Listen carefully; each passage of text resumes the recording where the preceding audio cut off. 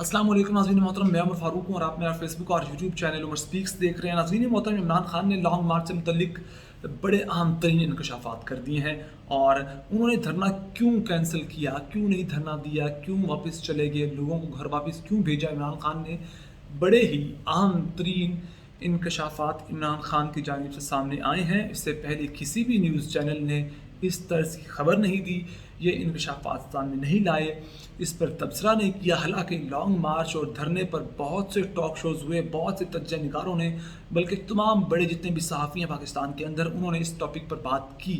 लेकिन इन इंकशाफात का इल्म किसी को नहीं था। ये जो ख़बरें इमरान खान ने दी हैं, जो बात इमरान खान ने अब सामने लाई है, इसका इल्म सिर्फ इमरान खान को ही था। और कल इमरान खान ने एक निजी चैनल को इंटरव्यू देते हुए ये बात बताई कि जनाब उन्होंने ये लॉन्ग मार्च के बाद जो धरना देना था वो क्यों कैंसिल किया। और ये खबर जानने के बाद यकीनन आप भी इस बात को सराहेंगे कि इमरान खान ने ठीक किया जो भी फैसला किया, चाहे आपका ताल्लुक किसी भी पार्टी के साथ हो, नून लीग के साथ हो या पाकिस्तान तहरीक इंसाफ के साथ। हालांकि वो अलग बात है कि पाकिस्तान तहरीक इंसाफ के अंदर बहुत सी ऐसी आवाज़ें हैं जो कि कह रहे हैं कि इमरान खान को धरना कैंसिल नहीं करना चाहिए था। इमरान खान ने कल एक निजी टेलीविज़न को इंटरव्यू देते हुए, एक निजी चैनल को इंटरव्यू देते हुए इमरान खान ने एतराफ़ किया है कि लॉन्ग मार्च में हमारी तरफ भी लोग तैयार थे। इमरान खान ने कहा कि लॉन्ग मार्च के अंदर सिर्फ कानून नाफिज करने वाले इदारों और जो वहाँ फोर्सेस मौजूद थी, फ़ौज थी, रेंजर थी या पुलिस थी, जो भी लोग वहाँ मौजूद थे, सिर्फ उनके पास ही पिस्टल्स और असलहा नहीं था, बल्कि जो लॉन्ग मार्च में हमारे साथ लोग आए थे, ख़बरें ये मिली थी कि उनके पास भी असलहा था। ये सबसे तशवीशनाक बात थी। और ये भी खबर थी कि जनाब जब इमरान खान इस्लामाबाद पहुँचे, डी चौक पर पहुँचे, वहाँ फ़ौज और अवाम और जो पुलिस वगैरह आमने सामने थे, और वहाँ चंद ऐसे लोग भी मौजूद थे कि जो चिंगारी लगने का इंतज़ार कर रहे थे, और मुमकिन था कि वहाँ जाकर कोई एक 5 से 6 लोगों का जत्था एंटर हुआ था, उस क्राउड के अंदर वो एक गोली चलाता और पुलिस की जानिब से फिर गोलियां चलती, और अवाम, इमरान खान जो बता चुके हैं कि उनके पास पिस्टल्स थे, असलहा था, और अवाम बहुत मुश्तइल थे क्योंकि जिस तरह अवाम पर तशद्दुद किया गया उस दिन, उसके बाद जो मोबिलाइज़ किया था इमरान खान ने कारकुनान को तहरीक इंसाफ के, वो बहुत ज़्यादा मुश्तइल हो चुके थे। लाहौर के अंदर देखें तो जो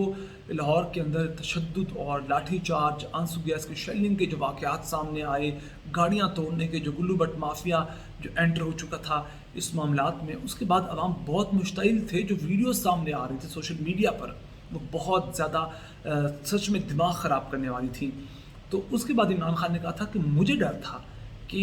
जो 5 से 6 लोग जो हमारे क्राउड के अंदर दाखिल हुए थे, इत्तेहाद के मौजूद, वो बस चाहते थे कि एक चिंगारी लगे और वो आग भड़काएं। इमरान खान ने कहा मुझे पता चल चुका था कि इनके पास असलहा है, और अगर मैं वहाँ धरना देता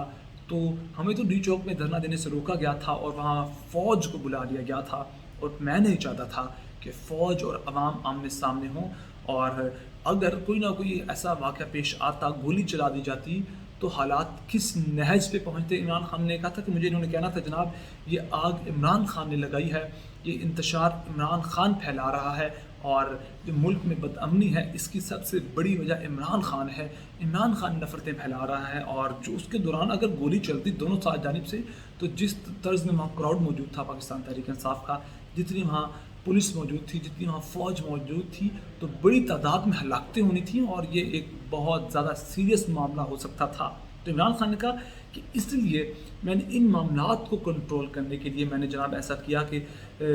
लॉन्ग मार्च के बाद जो धरना देना था उस कॉल को कैंसिल कर दिया, क्योंकि मैं पाकिस्तान के अंदर इंतशार नहीं फैलाना चाहता था। अगर इंतशार फैलता तो ये भी कहा जाता कि जनाब इमरान खान ने मुल्क की मफाद पर अपने सियासी करियर और अपने सियासी मफाद को तरजीह दी है। हालांकि इमरान खान कह चुके हैं कि मेरे लिए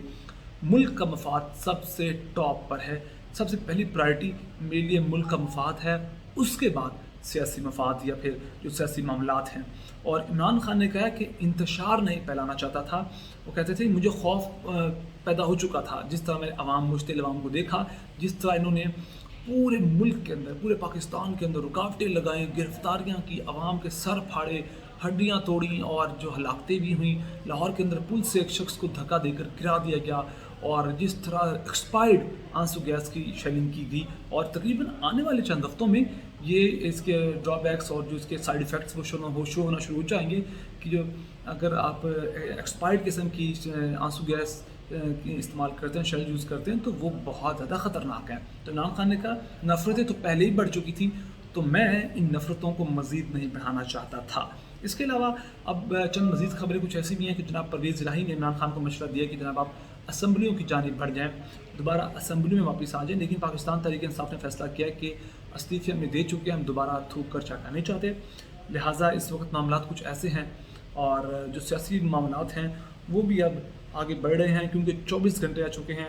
اور جو عمران خان نے 6 دن کا وقت دیا تھا وہ بھی ختم ہونے والا ہے، اور اب دیکھنا ہے کہ 6 دن کا وقت ختم ہونے کے بعد، یہ الٹیمیٹم ختم ہونے کے بعد عمران خان کیا سٹیپ لیتے ہیں۔